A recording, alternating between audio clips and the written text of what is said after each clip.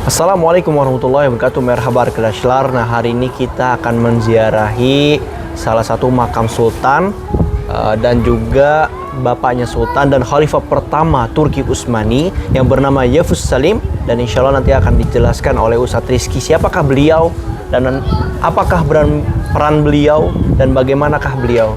Baik Ustadz, silakan. Ya. Assalamualaikum warahmatullahi wabarakatuh. Waalaikumsalam. Teman-teman sekalian, di belakang kita ada tiga makam lebih tepatnya. Yang pertama makam dari Yavuz Sultan Selim. Yavuz Sultan Selim ini bapaknya dari Sultan Sulaiman Al-Qanuni, Sulaiman Al the Magnificent, ya. Dan makam Hafsah Sultan yang tadi kemarin kita sempat ke sana. Di Manisa itu yang kisah yang Sultan Sulaiman Al-Qanuni mendirikan Sultan Jami. Nah, ini ibundanya di sini yang kemarin kita kisahkan, beliau sakit dan disembuhkan dengan Mesir Ma'jun. Ini makamnya ada di sini. Dan satu lagi makam Sultan Abdul Majid. Sultan Abdul Majid adalah sultan yang memerintahkan untuk membangun Istana Dolmabahce. Di masa beliau lah Istana Dolmabahce dibangun. Yavuz Sultan Selim ini adalah sultan ke-9 dari Turki Utsmani, ya. Dan beliau sekaligus khalifah pertama dari dinasti Turki Utsmani, karena 8 sultan sebelum beliau itu belum memiliki gelar khalifah, hanya sebagai sultan saja. Dan pada masa beliau lah berpindah kekhilafahan itu dari Mamluk, ya. Tepatnya bukan Mamluk sebenarnya, karena pada tahun 1258 itu salah satu keturunan dari khilafah Abbasiyah itu melarikan diri ketika diserbu oleh Mongol. Lalu mereka salah satunya ini melarikan diri ke Kairo dan dilindungi oleh dinasti Mamluk. Nah, jadi mau tidak mau ketika itu kekhilafahan berpindah ke Mamluk, ya. Walaupun secara simbolis saja, karena kekuatannya khalifah ketika itu tidak punya kekuatan dipegang oleh dinasti Mamluk. Nah, di akhir zaman kepemimpinan dinasti Mamluk, sultan terakhirnya ini sudah tidak sejalan dan seirama dengan syariat Islam. Mereka ketika itu lebih berpihak kepada Syiah Syafawiyah yang ada di Iran. Sedangkan pada saat itu Yavuz Sultan Salim juga dalam misi untuk menghalangi baik itu tentara salib maupun orang-orang Syiah Safawiyah yang ada di Iran. Orang-orang Syiah Safawiyah yang ada di Iran ini mereka berniat untuk mencuri jasad Rasulullah di Madinah. Nah, ketika itu Yavuz Sultan Salim berusaha menghalangi, yang secara tidak langsung ketika itu terjadi perang. Nah, secara itu ketika itu Yavuz Sultan Salim pun sempat menemukan bukti-bukti bahwasannya Kesultanan Mamluk di akhir periode mereka itu mereka berpihak kepada Syiah Safawiyah. Jadi secara tidak langsung harus diperangi juga, ya. Jadi setelah diperangi dan kalah, akhirnya tampuk kekuasaan dan serah terima jabatan kekhilafahan dari khalifah terakhir Abbasiyah ke Yavuz Sultan Salim itu terjadi di Kairo. Makanya kalau kita lihat di Istana Topkapi itu ada beberapa peninggalan Rasulullah, baik itu dari pakaian dan lain-lain, rambut Rasulullah, gigi Rasulullah itu ada di sana, karena relik-relik suci yang tadinya berada di Mamluk di Kairo itu diserahkan sebagai serah terima, tanda terima atau bukti bahwasannya kekhilafahan itu berpindah ke Yavuz Sultan Salim. Maka sejak itulah Yavuz Sultan Salim diangkat menjadi khalifah. Gelar Khodimul Haramain, yang memakai gelar Khodimul Haramain pertama kali adalah beliau. Ya, Khodimul Haramain itu Yavuz Sultan Salim. Jadi bukan orang Arab sebenarnya. Jadi beliaulah yang pertama kali memakai gelar Khodimul Haramain. Ya, itu kita coba lihat ke dalam, masuk. Baik, makamnya. Kita akan masuk ke dalam makamnya. Ini Yavuz Sultan Salim Turbesi, Sultan Abdul Majid Turbesi, dan Hafsah Sultan Wesajadeler Turbesi. Jadi ini makam-makam beliau di sini. Ini makam Sultan Abdul Majid. Nah, teman-teman, ini adalah makam Sultan Abdul Majid Turbesi yang mendirikan Istana Dolmabahce. Kalau kita naik kapal dari Minano ke Uskudar, pasti kita selalu melihat yang namanya istana megah di pinggir laut Dolmabahce. Beliaulah yang mendirikan. Hidup dari tahun 1823 sampai 1861. Ya. Baik, lanjut. Kita akan lanjut.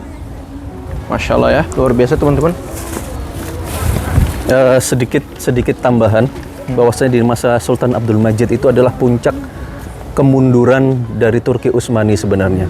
Jadi Istana Dolmabahce itu didirikan pada saat Turki Utsmani sedang sakit-sakitnya, banyak hutang dan sedang terpuruk-terpuruknya. Makanya sebenarnya banyak yang memprotes pembangunan Istana Dolmabahce ketika itu.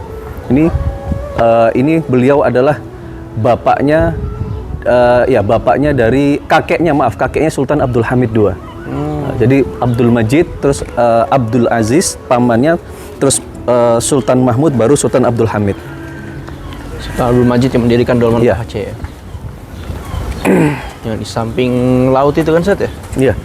Yang kita lihat di Manisa itu, ini adalah makamnya Aisyah Hafsah Sultan yang memerintahkan Sulaiman Al-Qanuni untuk mendirikan masjid. Iya. Ya, yang tadi kita lihat Sultan di Jami Manisa. di Manisa. Insya Allah nanti kita lihat lagi ke dalam, dan inilah makam Yavuz Sultan Selim Turbesi.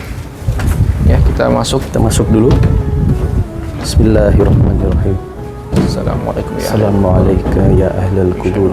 Assalamualaikum afiyah.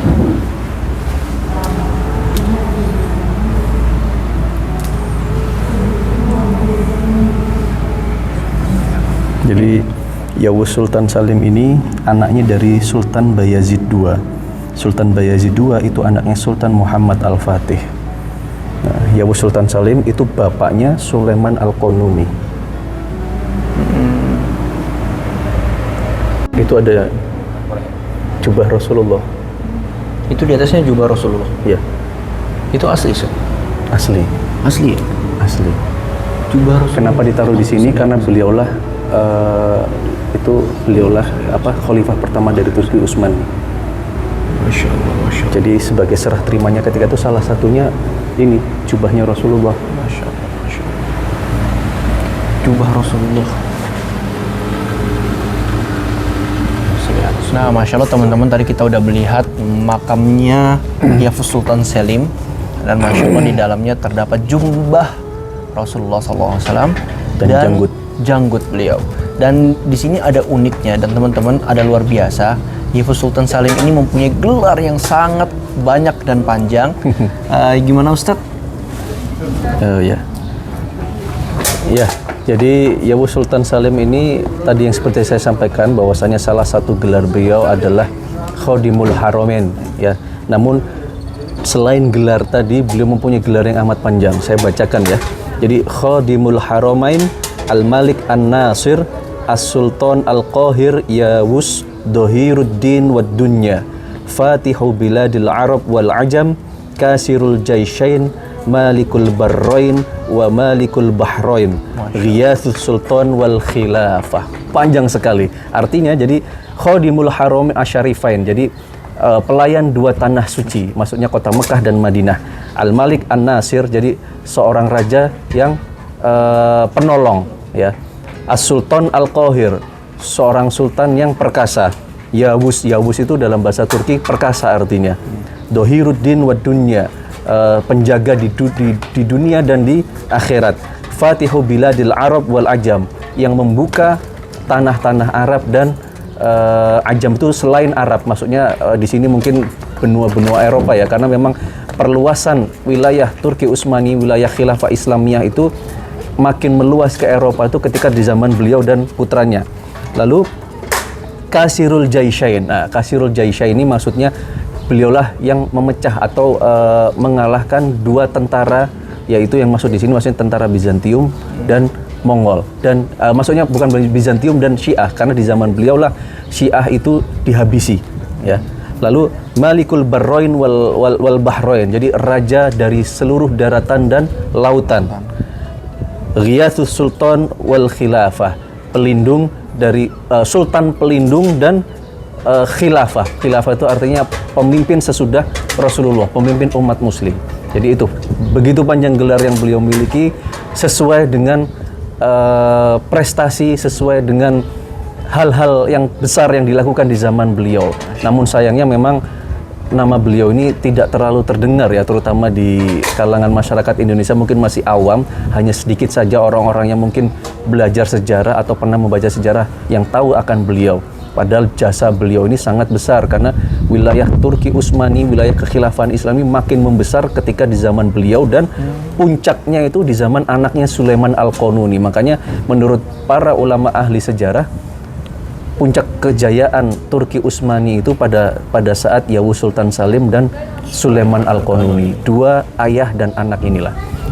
Yawuz Sultan Salim ini putra dari anaknya dari Sultan Bayazid II, dan Sultan Bayazid II ini anaknya dari Sultan Muhammad Al-Fatih. Jadi Yawuz Sultan Salim ini cucunya, dan beliaulah ya, Yawuz Sultan Salim lah yang pertama kali menginisiasi pengiriman pasukan laut yang diarmadai, yang dinakodai oleh Khairuddin Barbaros ya, yang pernah dengar itu, untuk dikirim ke Andalus untuk menyelamatkan orang-orang Muslim dan orang-orang Yahudi yang ada di Andalus dari inkuisisi. Nah, inilah jasa dari Yawuz Sultan Salim ketika itu. Sangat luar biasa sekali ya teman-teman.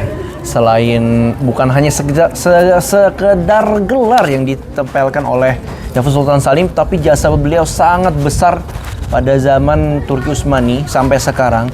Tapi hanya sedikit orang yang tahu, karena puncaknya tadi yang dijelaskan oleh beliau, puncaknya pada zaman Sulaiman Al-Qanuni. Masya Allah. Ya. Sangat luar biasa sekali. Mungkin cukup sekian Cukup. dulu.